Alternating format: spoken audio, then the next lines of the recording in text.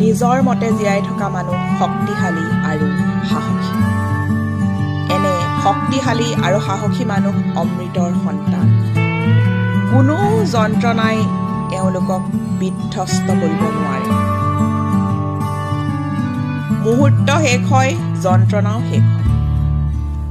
সৃষ্টিশীল চিন্তাৰে শক্তিশালী মানুহে পুনৰ নিজক গঢ়ে, পুনৰ সাহসেৰে নতুন সপোন দেখে, পুনৰ প্ৰেমত পৰে, ইতিবাচক কৰ্মৰে সমাজলৈ যোগাত্মক বাৰ্তা প্ৰেৰণ কৰে আৰু হাঁহি হাঁহি জীৱনৰ পথত আগবাঢ়ে। নিজৰ মতে জীয়াই থকা মানুহ শক্তিশালী আৰু সাহসী।